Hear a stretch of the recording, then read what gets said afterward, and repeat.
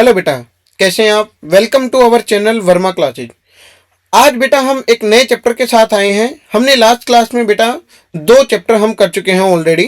ठीक है, आज हम नया चैप्टर स्टार्ट करेंगे, that is chapter number 3, business environment. Business environment sir, ये क्या अच्छा चैप्टर है। बेटा देखिए, ऐसा है कि जो आपका बिजनेस है वो कहीं ना कहीं तो काम करता है ना, वो उसका जो सराउंडिंग है डेट इज इन्वायरमेंट। इन्वायरमेंट किसे कहते हैं आप, आपके आसपास की कोई चीजें। कई बार आपने सुना होगा कि कई बार आपके पेरेंट्स भी कहते हैं कि भाई वहाँ का माहौल अच्छा नहीं है ना, वहां पे आप जाओगे तो आपको वो चीजें अच्छी नहीं मिलेंगी, या वहां पे कुछ प्रॉब्लम है, वहां अच्छे लोग नहीं रहते, या कोई भी ऐसी एक्टिविटीज हो रही हैं जो कि अच्छी नहीं है, तो बेटा क्या कहते हैं, इन्वायरमेंट खराब है, वहां आप जाओगे तो बिगड़ जाओगे, या वहां पे आप जाओगे तो वो सेफ नहीं है। तो डेट इज इन्वायरमेंट। ऐसे ही बेटा बिजनेस का भी इन्वायरमेंट होता है बिजनेस का भी इन्वायरमेंट, यस बेटा, बिजनेस का भी इन्वायरमेंट होता है। और आज हम इसी को स्टडी करने जा रहे हैं कि बिजनेस का इन्वायरमेंट क्या होता है, कैसे होता है, कैसे ये बिजनेस को अफेक्ट करता है, ऑल थिंग्स। ओके, तो बिजनेस इन्वायरमेंट होता क्या है बेटा। देखिए, बिजनेस इन्वायरमेंट का मतलब कि एक ऐसा सराउंडिंग जहां पे बिजनेस अपनी एक्टिविटीज को ऑपरेट करता है। ठीक है, और बिजनेस जहां पे ऑपरेट करता है बेटा, वो आपका बिजनेस का इन्वायरमेंट हो गया। ठीक है, तो एक ये सिंपल सी चीज आपको समझ आ गई कि बिजनेस इन्वायरमेंट क्या है। हाँ सर, चलिए तो अब हम स्टार्ट करते हैं अपने असाइनमेंट्स के साथ कि बिजनेस इन्वायरमेंट क्या है। देखिए बेटा, इंट्रोडक्शन में आप सबसे पहले ये समझिए कि बेटा बिजनेस का इन्वायरमेंट होता कैसे है, क्या करता है, और किस तरीके से हम उसको कंसिडर करते हैं बिजनेस इन्वायरमेंट। ठीक है, अब every business operate in its unique environment. देखिए, हर बिजनेस जो है अपने यूनिक इन्वायरमेंट में ऑपरेट करता है। Environment influence business and also get influence by it. कोई भी इन्वायरमेंट है वो बेटा बिजनेस से इन्फ्लुएंस होता है। सर, इन्फ्लुएंस का मतलब अफेक्ट होना। बेटा बिजनेस जो है आपका हमेशा इन्वायरमेंट से अफेक्ट होता है। सर कैसे बेटा, ये हम आगे धीरे धीरे समझेंगे। ठीक है, और सर ऐसा ही है कि बिजनेस ही जो है इन्वायरमेंट से अफेक्ट होता है। क्या इन्वायरमेंट अफेक्ट नहीं होता? बिल्कुल होता है बेटा, इन्वायरमेंट भी अफेक्ट होता है। सर कोई एग्जांपल दो। देखिए बेटा, जब आप कहीं ऐसी जगह जाते हैं जो कि अच्छी नहीं है, तो बेटा वेरी मच चांसेस कि आप वहां पे जाके आप जो है बिगड़ जाए, है ना, आप भी उसी तरह से बिहेव करने लग जाएंगे। हाँ सर, बिल्कुल सही बात है। लेकिन अगर आप जैसे बहुत अच्छे बच्चे कुछ ऐसे इन्वायरमेंट में चले गए जो कि अच्छा नहीं है, तो ये भी पॉसिबिलिटी है कि आप अच्छे बच्चों की वजह से वो इन्वायरमेंट भी अच्छा हो जाए। हाँ सर, तो यानी जो बिजनेस है वो भी इन्वायरमेंट से अफेक्ट होता है, और आपका इन्वायरमेंट है वो भी बिजनेस से अफेक्ट होता है। No business can function free of interacting and influencing forces that are outside the periphery. बेटा कोई भी बिजनेस जो है वो फंक्शन नहीं कर सकता बिना इन्वायरमेंट के इंटरेक्शन में आए। ठीक है, जो उसके बाहर का वातावरण है, जो बाहर के इन्वायरमेंट है, जो बाहर के फैक्टर्स हैं, उससे अफेक्ट हुए बगैर कोई भी बिजनेस वर्क नहीं कर सकता। ठीक है, और बिजनेस के अंदर क्या होते हैं बेटा, बहुत सारी चीज़ें होती हैं, बहुत सारे काम करने होते हैं, जो कि सारे के सारे बेस होते हैं आपके इन्वायरमेंट पे। तो बेटा इन्वायरमेंट क्या है सर, इन्वायरमेंट वो इंटरनल और एक्सटर्नल फोर्सेज जो कि बेटा इफेक्ट करते हैं किसी भी चीज़ को। लेकिन सर हम तो बिजनेस इन्वायरमेंट पढ़ रहे हैं, तो बिजनेस इन्वायरमेंट क्या होता है। तो देखिए बेटा, बिजनेस इन्वायरमेंट का मतलब है it is the combination of internal and external forces that influence a business operating situation। मतलब वो internal और external forces जो कि business की situation को affect कर जाते हैं, that is called business environment। Sir कोई एग्जांपल दीजिए। तो बेटा बड़ा ही सिंपल एग्जांपल, आपके कॉम्पिटिटर चेंज हो गए, कॉम्पिटिटर ने कोई अलग स्ट्रेटेजी लगा ली, या इन्वायरमेंट में कोई और आप ये कह सकते हैं इकोनॉमी में कोई और आपके कॉम्पिटिटर आ गए, या कोई और फॉर्म आ गई, या कुछ चेंज आ गया, तो आपका बिजनेस इफेक्ट होगा या नहीं होगा। The answer is yes. Sir कोई और एग्जांपल जो प्रैक्टिकल हो, तो मैं आपको सिंपल सा एग्जांपल बताता हूं बेटा। याद कीजिए कोविड की सिचुएशन। कोविड से पहले ऑनलाइन का इतना क्रेज नहीं था, लेकिन आफ्टर कोविड क्या हो गया, सब चीजें डिजिटलाइज होनी शुरू हो गई। आजकल बच्चे ऑनलाइन क्लासेज ले रहे हैं, आप देखें हम भी ऑनलाइन आ गए हैं। हाँ सर बिल्कुल। तो बेटा ये क्या है बेटा, आपका इन्वायरमेंट का इफेक्ट है। It is clear. हाँ सर, लेकिन सर ये तो एक्सटर्नल है, इंटरनल कैसे। बेटा इंटरनल हो सकता है कि आपके एम्प्लॉयज जो हैं वो किसी स्ट्राइक पे चले गए, उसकी वजह से इम्पैक्ट हो गया आपका बिजनेस एक्टिविटी। तो बेटा ये देखिए, ये अंदर की बात है है ना, बिजनेस के अंदर की चीज है, आप अपने एम्प्लॉयज को हैंडल नहीं कर पाए जिसकी वजह से ये सिचुएशन आई, तो ये कैसा फोर्सेज है, इंटरनल फोर्सेज है। ठीक है, तो बेटा ये क्या है, इंटरनल और एक्सटर्नल फोर्सेज जो कि इन्फ्लुएंस करते हैं आपकी ऑपरेटिंग सिचुएशन को। The business environment can include factors such as client, supplier, competitor, owner, improvement in technology, law and government activities and market social economic trend, ये सारे क्या हैं बेटा, बिजनेस एनवायरनमेंट के अंदर आते हैं। ये वो सारे फैक्टर हैं जो अफेक्ट करते हैं आपकी बेटा एक्टिविटीज को। Is that clear? हाँ सर, ये तो समझ आ गया। अब बात करते हैं बेटा फीचर्स ऑफ बिजनेस एनवायरनमेंट। बेटा आप इसको फीचर्स कह लो, आप इसको बेटा नेचर कह लो, या आप इसको बेटा क्या है, नेचर कह लो, या आप इसको कह लो बेटा आपके कैरेक्टरिस्टिक। तो सारी एक ही चीज है। सबसे पहला बेटा टोटलिटी ऑफ एक्सटर्नल फोर्सेज। बेटा business environment include external forces. बेटा it is the sum of total of all forces factor external to the business firm and over which business has no control. बेटा business environment के अंदर कुछ external forces भी होते हैं जो कि आपके कंट्रोल से बाहर होते हैं। बेटा इकोनॉमी में कोई चेंज आ गया, वो आपके कंट्रोल में नहीं है। सडनली देखिए, अब जैसे कोविड आ गया, वो क्या किसी के कंट्रोल में था? नहीं था। वो बेटा एक्सटर्नल फोर्सेज है, this is called external forces. दूसरा बेटा specific and general forces. Specific and general forces का मतलब क्या है कि बेटा कुछ फैक्टर्स ऐसे होते हैं जो आपको डायरेक्टली इंपैक्ट करते हैं और कुछ ऐसे होते हैं जो इनडायरेक्टली इंपैक्ट करते हैं। जो आपको डायरेक्टली इंपैक्ट करते हैं that is called specific forces. Sir कोई एग्जांपल? जैसे बेटा प्लास्टिक बैग बैन हो गया है ना, तो प्लास्टिक बैग बैन हो गया तो बेटा इससे जो प्लास्टिक इंडस्ट्री थी उनको काफी इंपैक्ट पड़ा। हाँ सर। और जनरल फोर्सेज जो बेटा ओवरऑल ऑर्गेनाइजेशन को इंपैक्ट करते हैं, जैसे बेटा आपका जीएसटी एप्लीकेबल, उसने सारी इंडस्ट्रीज को अफेक्ट किया। तो बेटा ये क्या है, स्पेसिफिक और जनरल फोर्सेज। तो बेटा आपका बिजनेस एनवायरनमेंट जो है, कुछ उसमें ऐसे फैक्टर्स होते हैं जो स्पेसिफिकली बिजनेस को अफेक्ट करते हैं, डायरेक्टली अफेक्ट करते हैं, और कुछ इनडायरेक्टली अफेक्ट करते हैं। ओके, नेक्स्ट आता है बेटा इंटर रिलेटेड। इंटर रिलेटेड का मतलब क्या होता है कि बेटा जो बिजनेस इन्वायरमेंट है उससे जो आउटकम है वो इंटर रिलेटेड होता है। जैसे कि sir change in one factor affect another factor. एक चीज में चेंज होता है तो बेटा वो दूसरे चीज को अपने आप क्या करता है, इंपैक्ट करता है बेटा, अफेक्ट करता है। Is that clear? तो ये होता है बेटा इंटर रिलेटेड। ठीक है, नेक्स्ट आता है बेटा डायनामिक। डायनामिक का मतलब क्या होता है बेटा, चेंजेबल। बेटा चेंजिंग होता रहता है, इन्वायरमेंट के अंदर आपका चेंजेज आते रहते हैं, जिससे क्या होता है बेटा आपको चेंज होना पड़ता है। Is that clear? हाँ सर। और नेक्स्ट आता है बेटा अनसर्टेनिटी। अनसर्टेनिटी का मतलब क्या है बेटा, it is very difficult to predict about future environment, है ना। अभी फ्यूचर में इन्वायरमेंट में क्या चेंज आ जाए ना तो आप जानते हैं ना कोई और जानता है ना। हाँ सर। तो बेटा आप क्या प्रेडिक्ट कर सकते हैं? हाँ सर कर सकते हैं, बट क्या वो पूरी तरीके से सही होगी? The answer is no. बेटा जरूरी नहीं है कि वो सही हो, गलत भी हो सकती है। हाँ सर। दूसरा बेटा नेक्स्ट आता है कॉम्प्लेक्सिटी। कॉम्प्लेक्सिटी का मतलब बेटा बहुत ज़्यादा कॉम्प्लेक्स है बिजनेस इन्वायरमेंट, आप उसके हर एक फैक्टर्स को नहीं समझ सकते, बड़ी उसको समझने में दिक्कत आती है। ठीक है, उसके बाद बेटा business environment is relativity. Relativity का मतलब होता है बेटा आपका बेटा कंट्री टू कंट्री उसमें चेंजेज होते रहते हैं। कंट्री टू कंट्री क्या है, चेंजेज होते रहते हैं बेटा। जैसे आप इंडिया के अंदर साड़ी का बहुत क्रेज है, लेकिन आउटसाइड इंडिया बेटा जो आपका यूएसए है, यूके है, इन कंट्रीज में साड़ी का क्रेज इतना ज़्यादा नहीं है। तो बेटा इसको बोलते हैं रिलेटिविटी, जिसको बेटा दूसरे नाम से भी जाना जाता है, that is called multifaceted. अब सर यहाँ पे एक कंफ्यूजन है, सर रिलेटिविटी और इंटर रिलेटेडनेस में क्या दिक्कत है, क्या डिफरेंस है? ये दोनों सेम सेम ही नहीं लग रहे? नहीं बेटा, थोड़ा सा डिफरेंस है।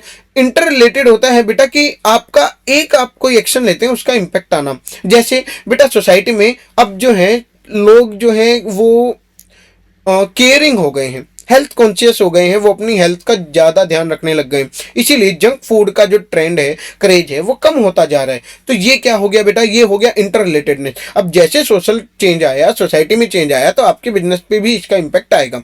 लेकिन रिलेटिविटी के अंदर क्या है बेटा, जो चीज़ यहाँ पे है वो जरूरी नहीं कि कहीं और भी फॉलो की जाए, और बेटा इसीलिए वो रीजन टू रीजन बेटा आपका आपका वेरी करता रहता है। Is that clear? तो बेटा ये सारे क्या थे, ये थे आपके फीचर्स ऑफ बिजनेस एनवायरनमेंट। पहला, totality of external forces. Number 2, specific और general forces. Number 3, inter related. Number 4, dynamic. Number 5, uncertainty. Number 6, complexity. और नंबर 7, रिलेटिविटी। बेटा इसको इंपॉर्टेंट मार्क कर लो, मैं आपको बता देता हूँ, ये वेरी वेरी इंपॉर्टेंट, इसकी केस बेस्ड स्टडी बनती है और इसको जरूर रीड करके जाना। और इसमें भी खासकर इंटर रिलेटेड और रिलेटिविटी, ये इन दोनों के ऊपर, इंटर रिलेटेड और रिलेटिविटी, इन दोनों का पक्का पक्का बेटा इनके ऊपर जो है पक्का पक्का केस बनता है। तो ये कंफ्यूज हो जाते हैं बच्चे कि सर ये किसके बारे में बात कर रहा है, तो इसको आपने बड़े ध्यान से करना है। Is that clear? हाँ सर, समझ आ गया, ठीक है। हाँ, अब इसके बाद नेक्स्ट आता है बेटा आपका इंपॉर्टेंस ऑफ बिजनेस एनवायरनमेंट। ये भी one of the most important topic है कि सर इंपॉर्टेंट क्या है बिजनेस एनवायरनमेंट के। सर हम बिजनेस एनवायरनमेंट को स्टडी करते हैं, ऐसा क्यों है, क्यों जरूरी है उसको स्टडी करना? तो बेटा सबसे पहला कारण है गेट फर्स्ट मोर एडवांटेज।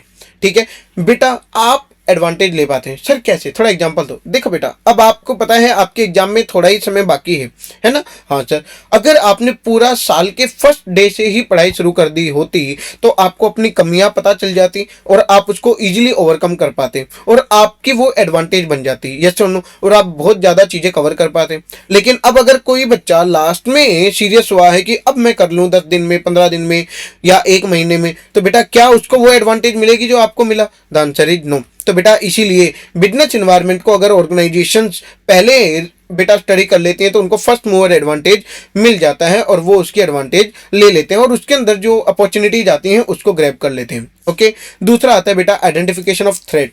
थ्रेट को आइडेंटिफाई करना। थ्रेट मतलब बेटा उसमें क्या बेटा हार्मफुल इम्पैक्ट है, एडवर्स इम्पैक्ट जो आपके बिजनेस को अफेक्ट कर सकते हैं, उसको आप इजीली आइडेंटिफाई कर सकते हो। सर थोड़ा सा एग्जांपल दीजिए इजी।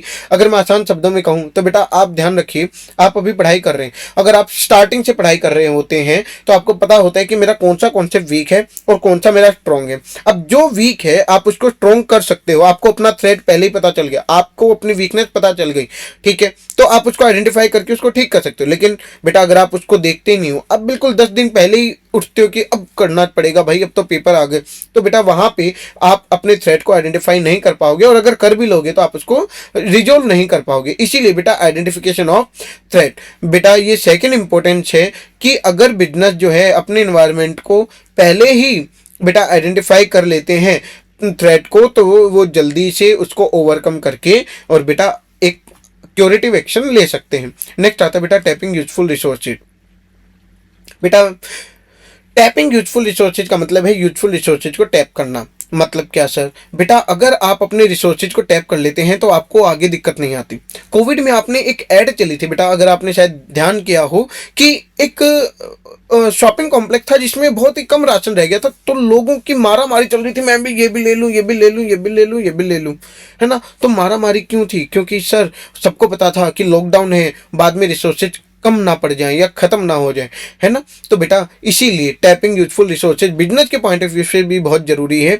अगर आपके पास रिसोर्सेज टाइमली नहीं होंगे तो आप बिजनेस में बेटा ग्रो नहीं कर पाएंगे। देखिए study of business environment it tell business requirement of the environment and what can it make available to get it need fulfil. ठीक है, तो आप पहले ही ये देख सकते हो कि उसकी नीड्स को कैसे फुलफिल किया जा सकता है। Therefore in order to know the availability of resources and making them available on time at economical price, knowledge of business environment is necessary. आपको टाइम पे वो सामान मिल जाए और सही प्राइस पे मिल जाए, तो बेटा उसके लिए आपको नॉलेज होना चाहिए बिजनेस के एनवायरनमेंट का। Is that clear? हाँ, नेक्स्ट आता है बेटा कॉपिंग with rapid change. कॉपिंग with rapid change का मतलब बेटा जैसे जैसे इन्वायरमेंट में चेंज आ रहा है आप भी उस चीज़ को कॉपी कर लो ताकि आप उसके साथ चेंज ले सकें। ठीक है सर, जैसे बेटा जैसे आप मेरा ही एग्जांपल ले लीजिए, मैं बेटा ऑफलाइन क्लासेस देता हूँ, ठीक है, अब मैं ऑनलाइन भी आ गया, तो बेटा मुझे पता चला कि अब ऑनलाइन का क्रेज बहुत ज़्यादा बढ़ गया, आफ्टर कोविड ऑनलाइन का क्रेज ज़्यादा बढ़ गया, तो मैंने भी अपने आप को चेंज कर लिया, मैंने भी ऑनलाइन क्लासेस देनी शुरू कर दी। तो बेटा ये क्या है? ये बेटा कॉपिंग with rapid change. Rapid change, change के साथ मैंने अपने आप में चेंज कर लिया। देखिए continuously study scanning of business environment help in knowing the changes which are taking place and thus they can be face effectively. और आप उस चेंज को जान सकते हो और उसको इफेक्टिवली फेस कर सकते हो। ठीक है। नेक्स्ट आता है बेटा assistance in planning and policy formulation. जब आप बेटा इन्वायरमेंट को स्टडी कर लेते हो तो आप अच्छे से प्लानिंग कर सकते हो और अपनी पॉलिसी बना सकते हो कि कैसे उस चीज़ को हम बेटा क्या कर सकते हैं, फेस कर सकते हैं और हम अच्छे प्रिकॉशंस के साथ अपने बिजनेस को ग्रो कर सकते हैं। ठीक है, इसीलिए understanding of business environment is necessary and the last one is help in improving performance. आप बेटा अपने परफॉर्मेंस को भी बढ़ा सकते हो।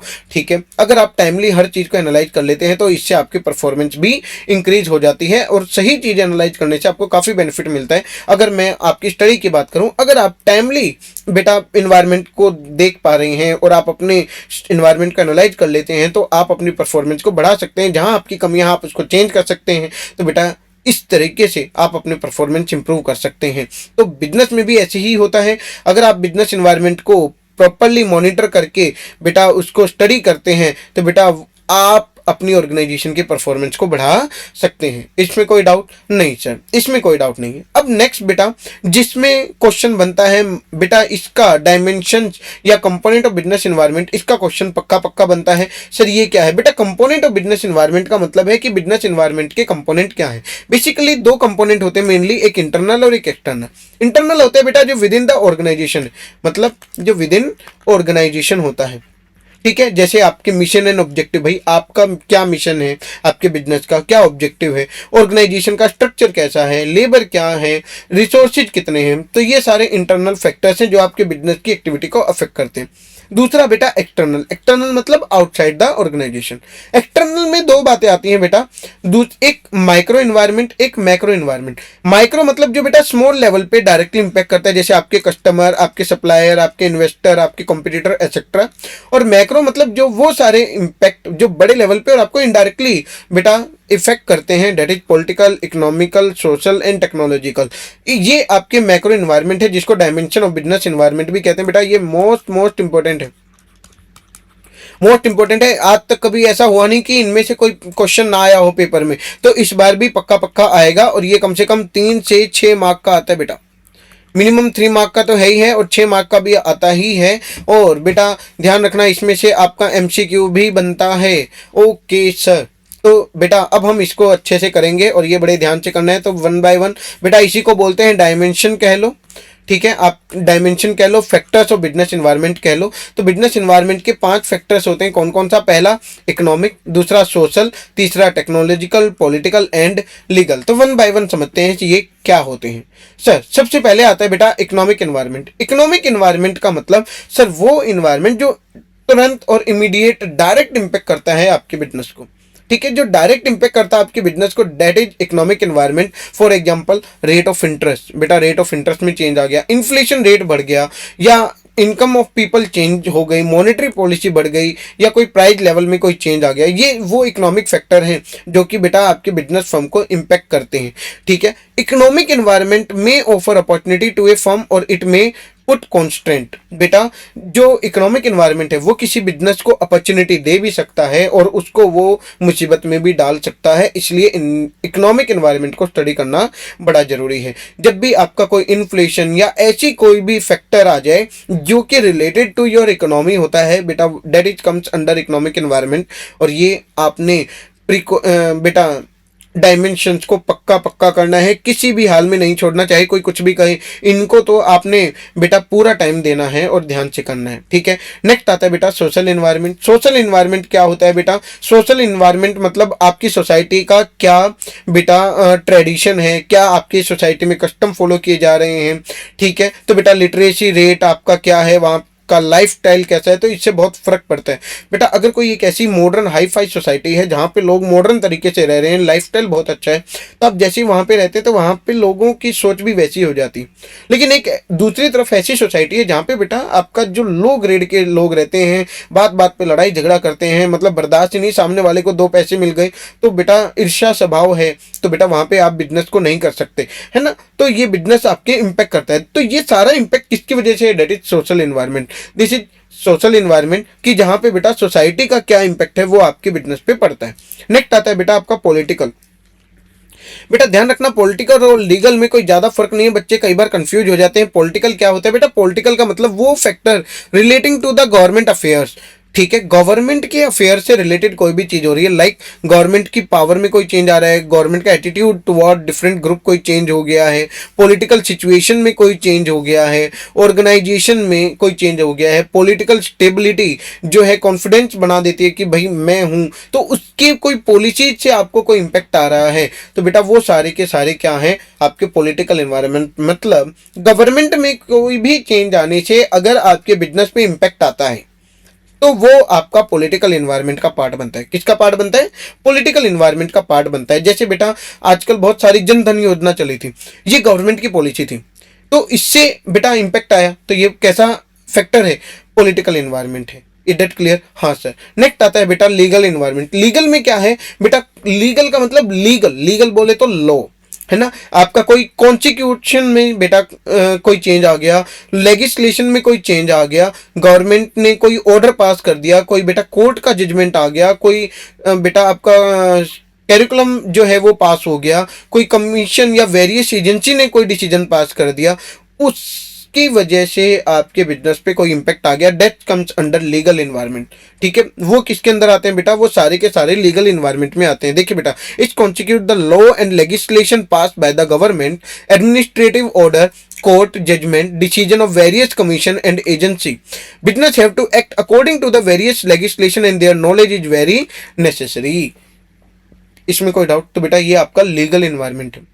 ठीक है, ये आपका लीगल एनवायरनमेंट है। तो बेटा यहाँ पे आपने कंफ्यूज नहीं होना, पॉलिटिकल और लीगल में कोई खास ज्यादा डिफरेंस नहीं है, गवर्नमेंट दोनों जगह आती है। ठीक है, तो ध्यान रखना कि कंफ्यूजन ना हो। तो बेटा सिर्फ गवर्नमेंट नहीं, कोई लेजिस्लेशन में कोई ऑर्डर पास हो गया बेटा, कोई जजमेंट आ गया, तो वो सारे के सारे लीगल एनवायरनमेंट का पार्ट बनते हैं। और लास्ट आता है बेटा टेक्नोलॉजिकल। टेक्नोलॉजिकल का मतलब कोई टेक्नोलॉजी में चेंज आ गया। सर पहले मैनुअली काम होता है, पहले मैनुअली काम होता था, अब आपका पीसी आ गए, मतलब कंप्यूटर आ गए, लैपटॉप आ गए, लैपटॉप्स आ गए हैं बेटा, अब सारा कंप्यूटराइज काम है, सारा आई क्लाउड पे है, सब कुछ है। अब बेटा इस वजह से मैं आपको बता दूं, जैसे जैसे टेक्नोलॉजिकल चेंजेज आते रहे थे, कई कंपनीज के अंदर बेटा काफी सारे रेसिस्टेंस टू चेंज भी आए थे बेटा, स्ट्राइक पे भी चले गए थे, है ना।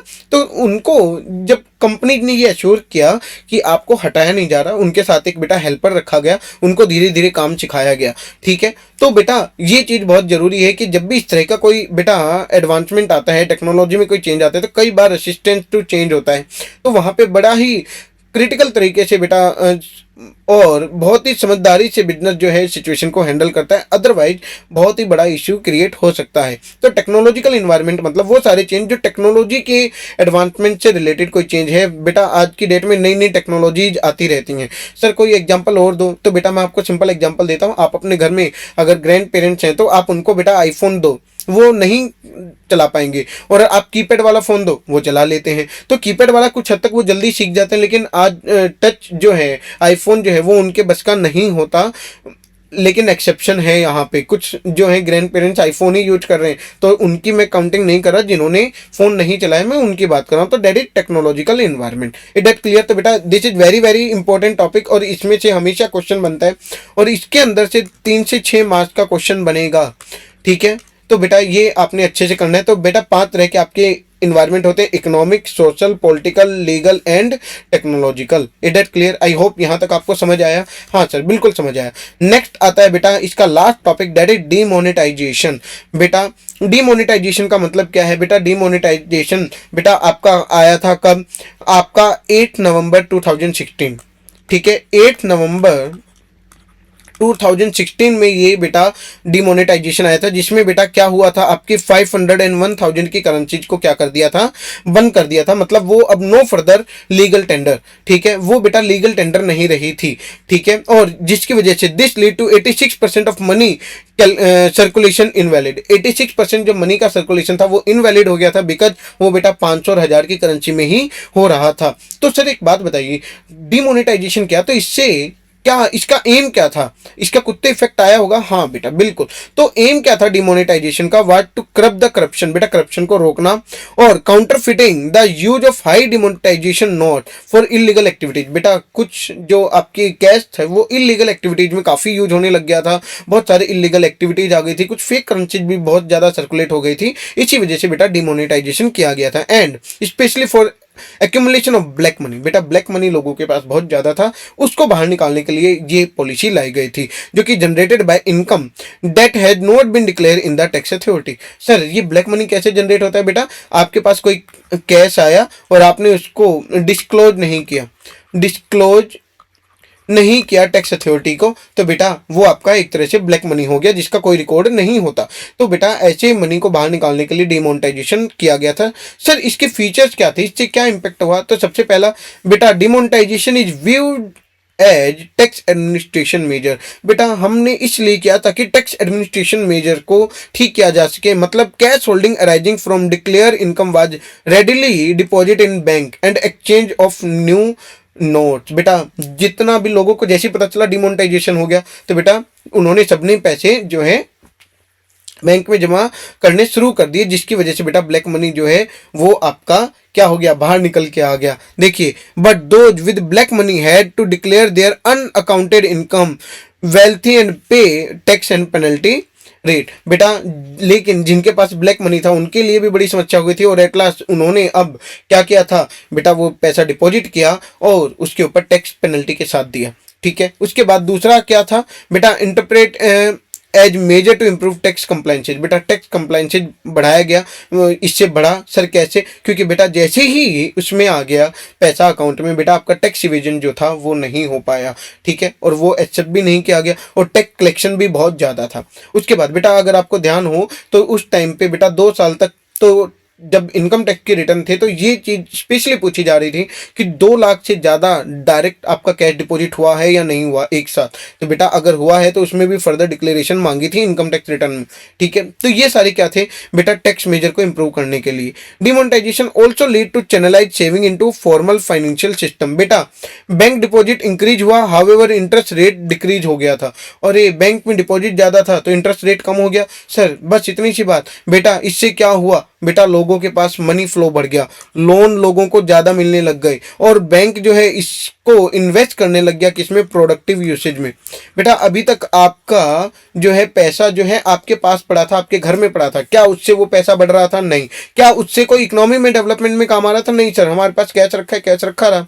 ठीक है, तो बेटा ये क्या है, उसका कोई यूज नहीं होता, बल्कि पड़े पड़े खराब हो जाता है। बेटा एक उस टाइम पे खबर भी आई थी, ट्रक के अंदर बेटा 5 लाख रुपए का कैश था, और बेटा ऐसा हुआ वो जो ड्राइवर था उन्होंने वो रख के भूल गए या उन्होंने ध्यान नहीं किया, और बेटा उन 5 लाख रुपए में डिमक लग गया और वो सारे नोट खा गए। तो ऐसी भी सिचुएशन हो जाती है, और कैश आपका रखा है वो कोई यूज नहीं आ रहा, लेकिन वो जब बैंक में गया तो बैंक क्या करता है बेटा, बैंक उसको चैनलाइज करता है प्रोडक्टिव यूसेज में, कंपनीज में इन्वेस्ट करता है, जिससे आपको भी इंटरेस्ट मिलता है और बैंक को भी इंटरेस्ट मिलता है, और इकोनॉमी में डेवलपमेंट के काम होते हैं। और last and least not least बेटा, demonetisation is aim to create cashless economy. बेटा जैसे ही आपका डिमोनेटाइजेशन हो गया था, आपका डिजिटल ट्रांजेक्शन, डिजिटल बेटा एक्टिविटीज ज़्यादा बढ़ गई थी। जब भी देखो उसी की वजह से बेटा, ये डिमोनेटाइजेशन का ही रिजल्ट है कि आज एक रेडी वाले के पास भी बेटा गोलगप्पे की आप रेडी देखते हो और उसके ऊपर आप गोलगप्पे खाते हो तो उस पर भी स्कैनर लगा होता है। आप चाय की स्टॉल पे चले जाओ तो हर जगह स्कैनर है और आप हर जगह डिजिटलाइज पेमेंट करते हैं। तो बेटा ये क्या था, ये सर इसके क्या थे फीचर थे बेटा, टैक्स एडमिनिस्ट्रेशन को ठीक करना था, टैक्स कंप्लायंसेज इंप्रूव हुए, फॉर्मल बेटा आपका जो सेविंग थी वो बेटा आपका चैनलाइज हुआ प्रोडक्टिव यूज में, और कैशलेस इकोनॉमी बनी। तो बेटा ये क्या थे फीचर्स ऑफ डिमोनेटाइजेशन। बेटा ये था आपका chapter number 3 that is business environment. अगर आपको ये पसंद आता है तो please like share and subscribe कर देना, और आगे आने वाली क्लासेज में आपको नोटिफिकेशन मिलती रहेगी जो कि हम आगे बिजनेस स्टडी के चैप्टर स्टार्ट करेंगे। और साथ ही साथ बेटा हमारी इकोनॉमिक्स की क्लासेज भी आने वाली हैं, उसको भी आप जो है एक्सेस कर पाएंगे। तो ओके बेटा, बाय बाय, टेक केयर, सब अपना ध्यान रखिएगा।